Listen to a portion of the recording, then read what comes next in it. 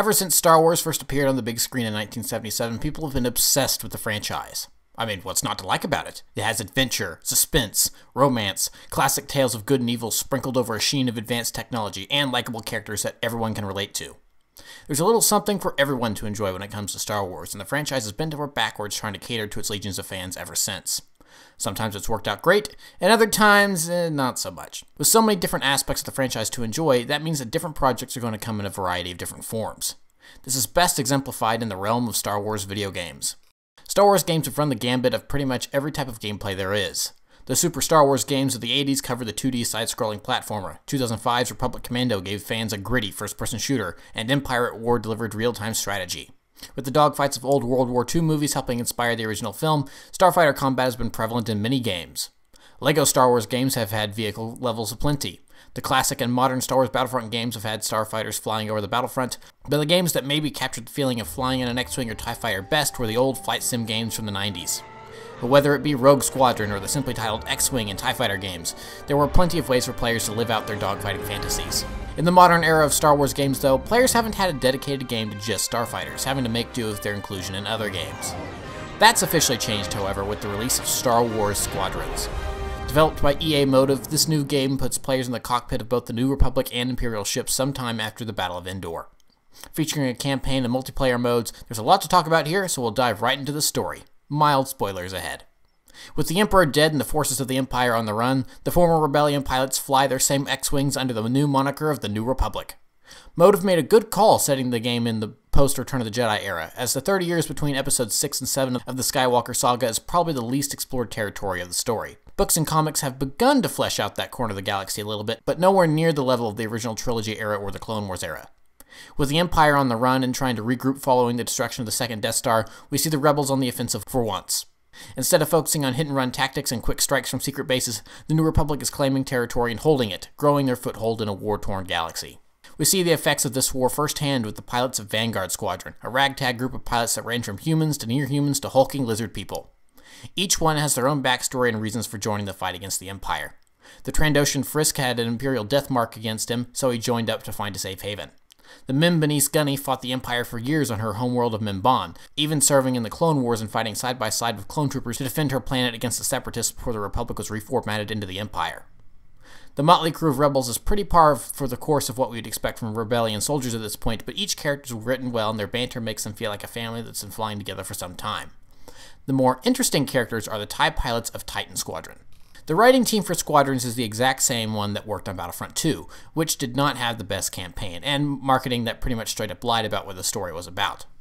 Since the game's release, though, it's become clear that EA meddled in the story and forced the writers into corners and didn't let them write the story that they wanted, resulting in the somewhat jumbled mess of a story that we got. With Squadrons, however, it seems as if they've been given more freedom to write how they want, and it shows.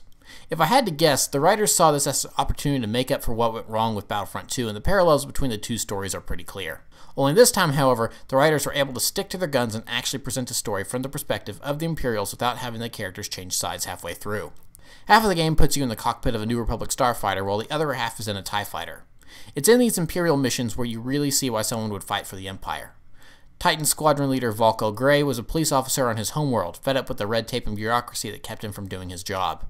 As a TIE pilot in the Imperial Navy, his job is much more straightforward, and he can see that he's making a difference with every Y-wing that he takes out. Another of Titan's members likes the stability that the Empire brings, or rather, the stability that it could bring. If only Emperor Palpatine hadn't dissolved the Imperial Senate. At least then, senators, like my parents, could have maintained order after Endor. But no. Not that I question the Emperor's decision, of course. But now that he's gone, we must look to the future. And reinstating the Senate would help subdue all of this infighting.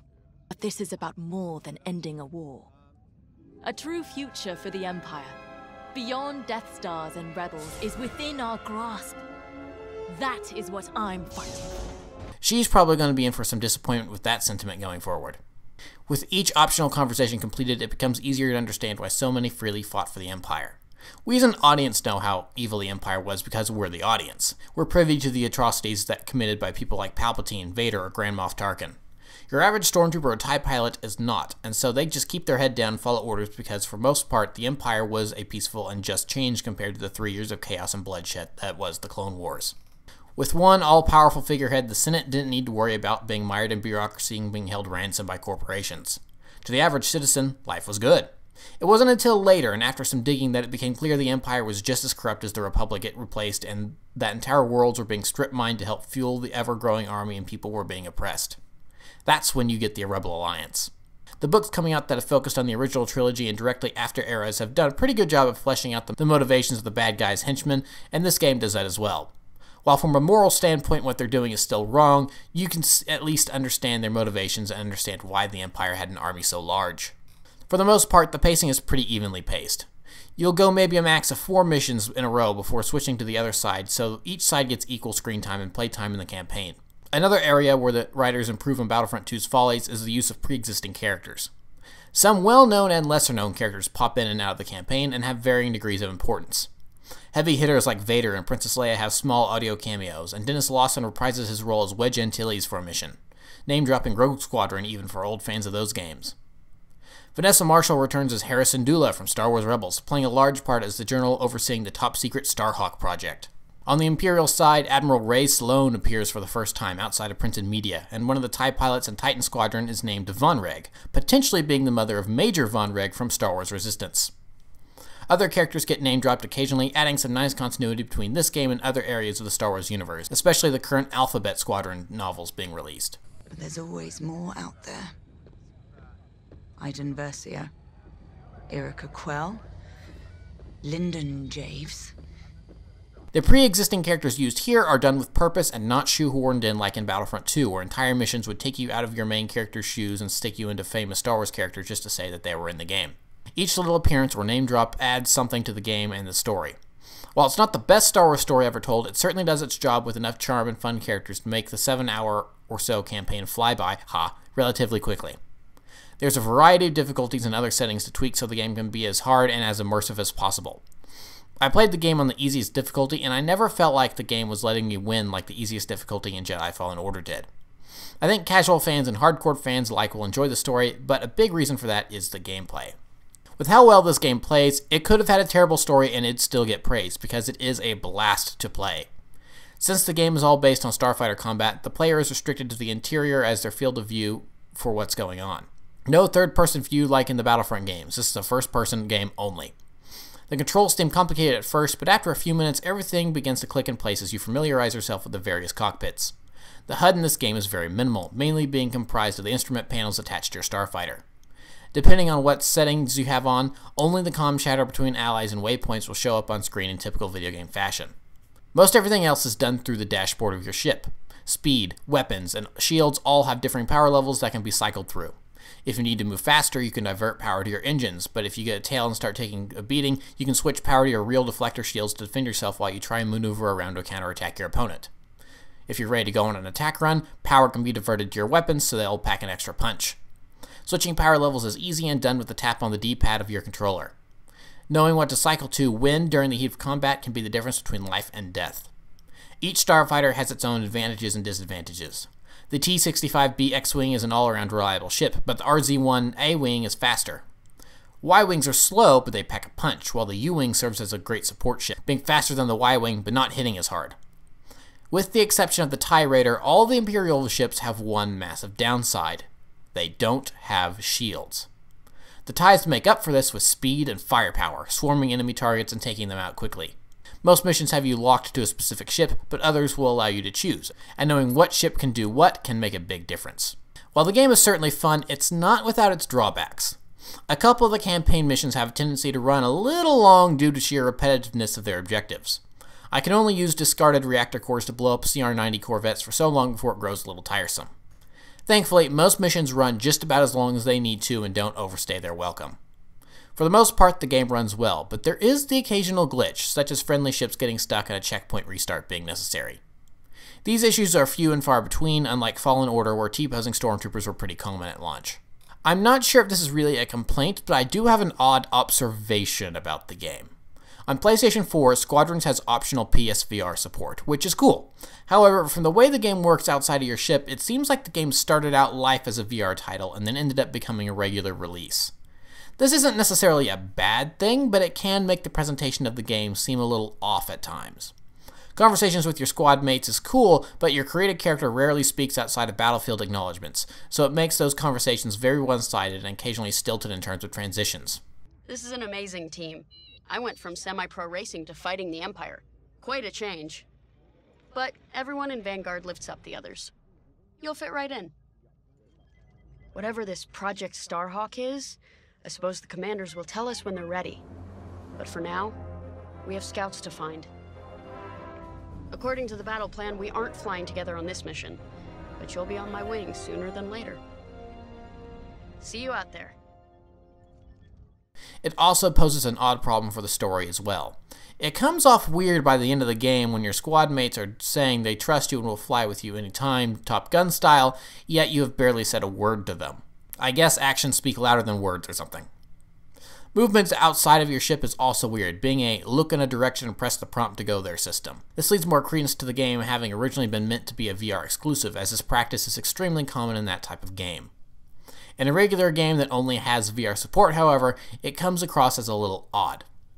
As I said though, I'm not sure these are really complaints, they're just kinda interesting observations. It doesn't affect the story that much, and the bulk of gameplay is kept to your starfighter, so not being able to actually walk around the hangar isn't a big deal. Overall, the story mode is worth the price of admission alone, but that's not all this game has to offer. There's also a multiplayer mode, and it's totally serviceable. It's interesting, in the lead up to the release of the game when reviews are coming out, most of them that I read said the same thing. The campaign is fine, but nothing to write home about, and is really just a long tutorial for the multiplayer, which is the real draw of the game. I couldn't disagree more. The multiplayer feels very bare bones and tacked on. I don't think it's bad by any stretch of the imagination, but there isn't much to it. There's only two modes, Deathmatch and Fleet Battles. Deathmatch is a 5-on-5 dogfight between the New Republic and Empire, nothing fancy here. Fleet Battles is much more involved, combining regular dogfights with attack runs on enemy frigates and capital ships. Fleet Battles is fun, but it doesn't hold my interest for more than 2 or 3 matches in a row, which depending on the skill of the players involved doesn't run for more than 20 minutes at a time, usually being closer to 10 or 15 minutes. Usually when I play video games, I easily play for 2 or more hours at a time, so to lose interest after 20 or 30 minutes isn't necessarily a good thing. One thing the game does have going for it is the inclusion of voice and text chat in-game. Both of the newer Star Wars Battlefront games have lacked voice chat, meaning that if players wanted to communicate, they'd have to use a third-party service like Discord or PS Parties to chat while playing. This is great for groups of friends, but it makes it difficult for randoms to interact with one another. In Squadrons, it's great to hear someone say they're on your wing and are going to cover you while you swoop in and take out a Star Destroyer's turrets Poe Dameron style. This means that even if you're not playing with a dedicated group of friends, you can still strategize with your teammates and plan your attacks, which is great. I think the game mode would fall apart a little bit if there wasn't any communication between teammates. That type of controlled chaos is fine for Supremacy in Battlefront 2, but not so much in Squadrons. Multiplayer is also where the bulk of the customization is found. Starfighters can be customized with various paint schemes, emblems, and toys for your dashboard. The more you play, the more experience you gain to unlock stuff. No pay-to-win loot boxes here. EA may have finally learned their lesson on that one. As of this writing, though, there aren't any plans for post-launch support, so for right now, what we see is what we get. Just a handful of maps and 2 game modes. I think the biggest draw in the multiplayer is going to be the fact that skill will reign supreme. The campaign on hardest difficulty will surely be a challenge to beat, but it's still just AI-based. Going head-to-head with real players is where the real challenge of the game lies. There isn't really any super OP weapons or way to cheese the enemy, so the skill of your flying and shooting are really going to be the deciding factors in a match. If the game is successful enough, I could easily see a pro scene sprouting up around the game. Give it time, and I'm sure there will be some real ace pilots out there. With the lack of content involved, hopefully this will keep the multiplayer servers active for some time. I'd hate to see them dry up after a year or less, because the core gameplay is good. Being speculative now, I wonder how fast Motive can get a sequel out. If it's a straight direct sequel with the reuse of assets, I could see a second game coming out in a little over a year. If they get a little more involved and really add some new goodies into the game, then a sequel could take 2 years or so to come out. Since Motive helped make Star Wars Battlefront 2, though, could another partnership with DICE for Battlefront 3 be in order? And if so, would that game use Squadron's flight controls, or would it keep Star Wars Battlefront 2's controls? These are some interesting hypotheticals, and ones we probably won't know the answers to until we know how well the game sold. So with looking at what we have now, what's the final verdict then? Well, Star Wars Squadrons is a fun flight sim with a good campaign, but an unfortunately lackluster multiplayer. It's a smaller game, which means it should be worth a smaller amount. And that's good, because the asking price is just $40. That's the best deal you could ask for when it comes to this game. So if you're a Star Wars fan or just a fan of flight sim games in general, then go ahead and jump into that cockpit and jump to hyperspace. The New Republic needs pilots like you. We all choose our path. Light or dark. Freedom or destruction. The Empire chose to destroy Alderaan in order to spread fear and douse the fires of rebellion. But the heroic pilots of the Rebel Alliance have chosen to keep fighting, to show the Empire that we are not afraid. It was their bravery that ended Palpatine's reign and brought about our new republic. However, the Empire lives on, shattered though it may be. As I speak, Imperial forces are edging toward the Bormia sector, hoping to end our new republic before we find our footing. As their empire collapses, they try to tighten their grip.